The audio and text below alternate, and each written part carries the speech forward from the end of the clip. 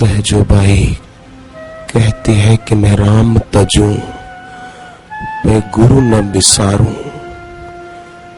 गुरु के सम हरि को न निहारूं।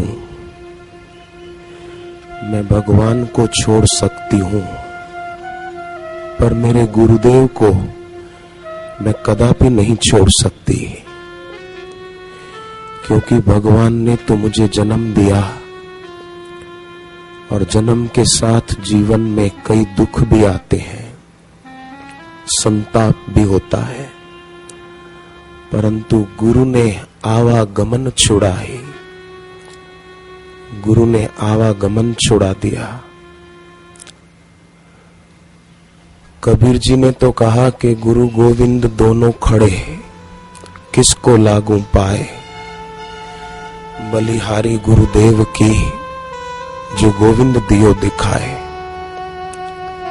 प्रणाम तो गुरु को करते हैं, परंतु केंद्र में भगवान है। परंतु सहजोबाई इस विषय में कबीर जी से भी आगे निकल गई है और कहती है कि गुरु न तजूं, हरि को तज डारूं। विश्वामित्र जी जब अयोध्या से विदाई ले रहे थे, तब दशरथ राजा ने उनके चरणों में दंडवत प्रणाम करके कहा कि मुनिवर, नाथ सकल संपदा तुम्हारी, हे नाथ ये सारी संपदा अयोध्या की वो आपकी है। मैं सेवक समेत सुत नारी, मैं आपका सेवक हूं, पत्नी और पुत्रों के सहित।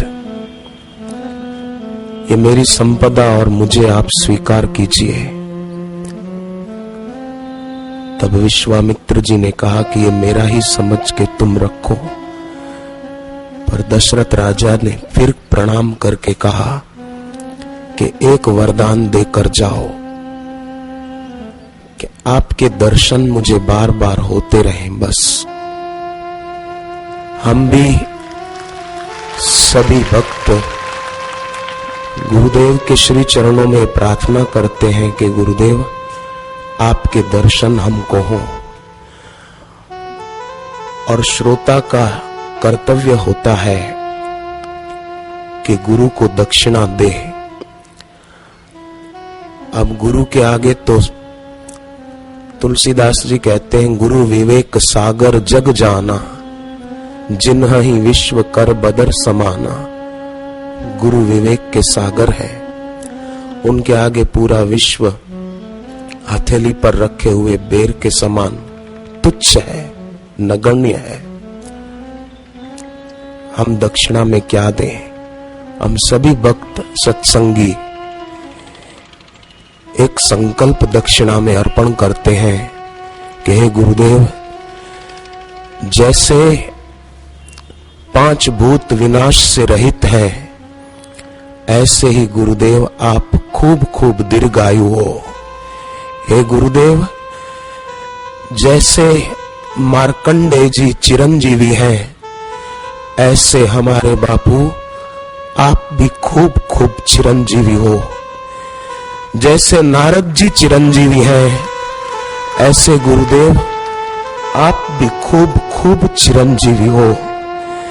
हे बापू, जैसे हनुमान जी चिरंजीवी हैं, ऐसे आप भी चिरंजीवी हो। जैसे व्यास भगवान चिरंजीवी हैं, ऐसे हमारे गुरुदेव भी चिरंजीवी हो। जैसे कागभूषुंडी जी चिरंजीवी हैं, ऐसे गुरुवर आप भी चिरंजीवी हो। जैसे गंगा नदी अनादि काल से इस धरा पर बह रही है, कितनी दीर्घायु है। भगवान राम ने भी गंगा में स्नान किया था, ऐसे गुरुदेव आप चिरंजीवी हो। जैसे शेष नाग चिरंजीवी हैं, पूरी धरती को अपने शीश पर धारण किए हुए हैं, हे गुरुदेव आपने भी तो हम सबको धारण कर रखा है। धार्यति इति धर्म, जो सबको धारण करे वो धर्म है। मुझे एक बुजुर्ग संत ने कहा था, श्रीधर स्वामी उनका नाम, वे बोले कि बापूजी कोई धार्मिक व्यक्ति नहीं है, बापूजी तो साक्षात धर्म है। कोई सादगी सीखे तो बापूजी से सीखे, कोई सरलता सीखे तो बापूजी से सीखे। गोपियों ने तो भगवान कृष्ण के लिए शब्द प्रयोग किया है वृष्णि दुर्या, माने गोपी गीत में कि हे भगवान आप उदार आत्माओं में श्रेष्ठ हो, परंतु हम बापूजी के लिए कौन सा शब्द प्रयोग करें। एक बार की बात है, गुरुदेव कार में बड़ौदा से सूरत की ओर जा रहे थे, जन्माष्टमी का पर्व था। रास्ते में बरसात हो रही थी, एक गरीब आदमी गाय चरा रहा था, उसके पास छतरी तो थी पर फटी हुई थी, बेचारा भीग रहा था। बापूजी ने अपनी कार रोकी और अपनी छतरी उसको देकर कहा कि बेटे भीगोगे तो बीमार हो जाओगे, ये छतरी रखो। प्रसाद भी दिया और उस गरीब को दक्षिणा भी दी कि भीगना नहीं बेटे, बीमार हो जाएगा। अहमदाबाद आश्रम में एक लड़का सोया था, गर्मी के दिन थे, उसको मच्छर काट रहे थे। गुरुदेव ने सोचा कि इसको जगाएंगे तो नींद टूटेगी, गर्म वस्त्र ओढ़ाएंगे तो बेचारे को गर्मी लगेगी, तो अपनी ओढ़ी हुई धोती बापूजी ने उसको ओढ़ा दी कि इसको मच्छर न काटे, बच जाए। तो जो सबको धारण करे वो धर्म है। हम सबको आपने धारण किया है, मोक्ष के मार्ग पर तेजी से ले जाने वाले विमान में बिठाया है। तो हम भी सभी साधक कृतज्ञता व्यक्त करते हैं। जैसे गुरु पूर्णिमा का पर्व कृतज्ञता व्यक्त करने के लिए, और ये पूर्णिमा रक्षाबंधन की पूर्णिमा है। मैंने गुरुदेव के श्रीमुख से सुना था एक बार कि कुछ भक्त गुरुदेव के गुरुदेव लीलाशाह बापू को एक बार राखी बांधने लगे कि हम आपको अपने जीवन की डोर सौंप रहे हैं। आज हम सब भी भावना से, शब्द की अपेक्षा हृदय का भाव व्यापक होता है। हे गुरुदेव, हम सभी साधक साधिकाएं आपके पवित्र कलाई पर एक भावना का सूत्र बांधते हैं कि सदैव हम आपसे जुड़े रहें। बस सदैव हम जब तक जिए, जब तक इस धरती पर रहे शरीर से, जब तक ये सांस चलती है तब तक हम आपसे जुड़े रहें। बस ये प्रीति की डोर टूटने न पाए, जब तक रहे आपके चरणों में हमारी श्रद्धा, हमारी भक्ति ऐसी हो जैसे अर्जुन की श्री कृष्ण के प्रति थी और सहजो बाई की अपने गुरु के प्रति थी कि गुरु न तजू हरि को तज डारूं। सहजो बाई कहती थी हरि रूठे कुछ डर नहीं, भगवान रूठ जाए तो भी कुछ डर नहीं है, तू भी दे छिटकाए पर गुरु को राखो शीश पर, सब विद करे सहाय। मैं जब घर पे रहता था तो मानो भगवान ने धुतकार ही तो दिया था, कितना दुखी था। सड़कों पर सोता था, कभी खाना मिलता था तो कभी नहीं मिलता था। सगे बाप ने घर का दरवाजा तक न खोला, ऊपर की खिड़की से ही कह दिया कि चला जा, ये दरवाजा तेरे लिए सदा के लिए बंद है। और ऐसी दुखद स्थिति में गुरुदेव ने कहा कि बेटे सबका द्वार बंद है तो क्या है, मेरा द्वार तेरे लिए खुला है।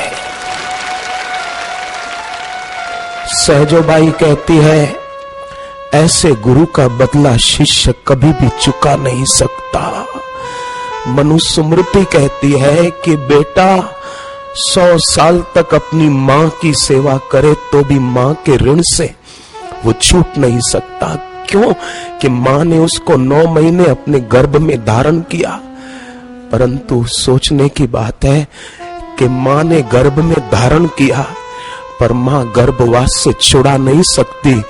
पर गुरु रूपी मां तो ऐसी है कि वो गर्भवास से छुड़ा देती है। तो जब मां की सेवा 100 साल तक करे तो बेटा छूट नहीं सकता, तो गुरु की सेवा कितनी भी क्यों न करे। ये तो ऐसा हुआ कि किसी ने 5 लाख दिए किसी को, और बदले में वो 5 रुपया देकर बोले कि लो भाई साहब मैं आपकी सेवा कर रहा हूं। अरे उसने कितना दिया है, तुम 5 रुपए से क्या करोगे। तो हे गुरुदेव, हमारी आपके चरणों में यही प्रार्थना है, क्योंकि उपाय भी वही, उपेय भी वही। गुरुदेव की वाणी सार भी है और सर्व भी है, और गुरुदेव हमारे सर्वस्व भी है। हे गुरुवर,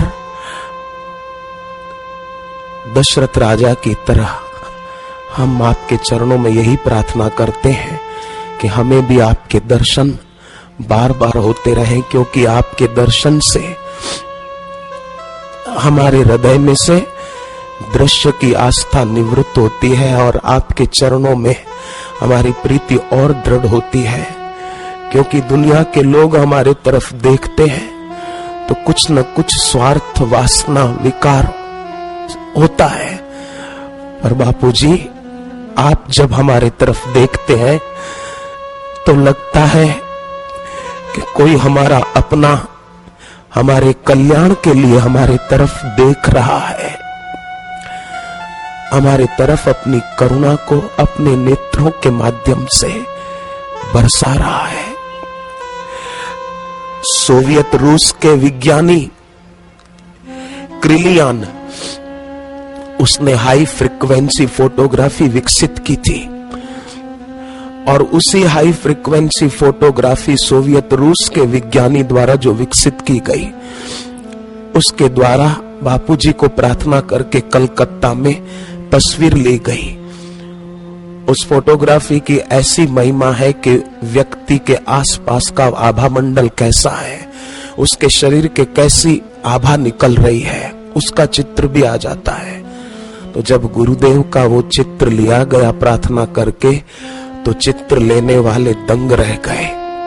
उन्होंने कहा कि हमने कई ऐसी अध्यात्म जगत की महान हस्तियों के चित्र लिए, पर किसी के चित्र से ऐसी आभा प्रकट नहीं दिख रही थी जैसी गुरुदेव आपके चित्र लेने पर वो आभा हमको दिखाई दे रही है। और अभी जो हम इतनी शांति से बैठ पाते हैं, देश विदेश के करोड़ों लोग टीवी के माध्यम से सुनते हैं, क्यों? कि ये उसी दिव्य आभा का प्रताप है, उसी दिव्य तेज का प्रताप है कि उससे समाज के लोगों का जीवन परिवर्तित हो जाता है, दुख और शोक दूर होते हैं, हृदय में आत्मिक सुख की झलक मिलती है। ऐसा सुख और कहां मिलेगा, किस जगह मिलेगा? गीता जब पूरी हुई तब धृतराष्ट्र के सारथी संजय वो धृतराष्ट्र को कहते हैं, राजन संस्मृत्य संस्मृत्य संवाद इमं अद्भुतम केशवार्जुनयो पुण्यम हर्षयामि मुहुर्मुहुर। हे राजन, मैं श्री कृष्ण और अर्जुन के अद्भुत संवाद को याद करके बार बार मैं हर्षित हो रहा हूं, आनंदित हो रहा हूं। तो सभी साधकों के चरणों में प्रार्थना है कि हम लोग भी इन दिनों जो गुरुदेव की वाणी सुनी है उसको याद बार बार करेंगे तो हम भी बार बार आनंदित होंगे, गदगद होंगे, हमारा रोम रोम पुलकित होगा इस संवाद को जो इन दिनों हमने सुना है। और अभी भी जो आशीर्वचन हम गुरुदेव के सुनेंगे पूर्णाहुति के, हम भी बार बार हर्षित आनंदित होते रहेंगे। संजय फिर अगले श्लोक में कहते हैं, तम च संस्मृत्य संस्मृत्य रूपम अत्यद्भुतम हरे। पहले का श्री कृष्ण का संवाद अद्भुत है, वाणी अद्भुत है, और अब कहते हैं उनका रूप भी अद्भुत है। तम च संस्मृत्य संस्मृत्य रूपम अत्यद्भुतम हरे। हम भी हमारे भगवत स्वरूप गुरुदेव के अद्भुत रूप को अगर ध्यान में लाएंगे तो गुरु की मूरत सूरत बन के प्रकट होती है। सूरत के आश्रम में जन्माष्टमी का पर्व मनाया जा रहा था गत वर्ष। महाराष्ट्र से एक साधक, कई आते हैं पर एक साधक ने बताया कि बरसात हो रही थी, सुबह 5, सवा 5 बजे मैं नहाने जा रहा था, नंगे पांव थे, आंधी तूफान से एक तार टूट कर नीचे गिरा होगा, मेरी नजर नहीं गई, तार पर पैर चला गया, करंट आया, चिपक गया, कोई नहीं था आसपास। पर फिर भी जब से शिष्य गुरु से दीक्षा लेता है तब से गुरु उसके साथ होते हैं। जितनी जिसकी श्रद्धा होती है वो उतना उसका अनुभव कर लेता है। तो बोले मैं अपना गुरु मंत्र जपने लगा। तो मंत्र के बारे में तो कितनी कितनी बातें महापुरुषों ने कही है, उपनिषदों ने कही है। द्वयो उपनिषद है एक, उसमें तो ऐसा आता है कि शिष्य अगर गुरु गुरु गुरु गुरु बार बार उच्चारण करे तो भी वो तर सकता है। तो वे मन ही मन गुरुदेव का सुमरन कर रहे थे। उसी समय उन्होंने बताया मेरी आंखों के सामने गुरुदेव थे और उन्होंने जोरों से मुझे धक्का दिया, मैं पीठ के बल गिरा और जो ही उठा तो देखा कि कोई नहीं है सामने। पहले देखा तो गुरुदेव थे, बाद में देखा तो कोई नहीं है। रूपम अत्यद्भुतम हरे तम च संस्मृत्य संस्मृत्य। सुमिरन से सुख होत है, सुमिरन से दुख जाए। जैसे शिव जी ने अर्जुन को पाशुपतास्त्र दिया था कि तुम इसको केवल याद करना और तुम जीत जाओगे, ऐसे ही गुरुदेव ने हमको गुरु दीक्षा रूपी पाशुपतास्त्र दिया है। हम भी उसका सुमरन करते रहेंगे तो बाजी जीत जाएंगे। हरि ओम।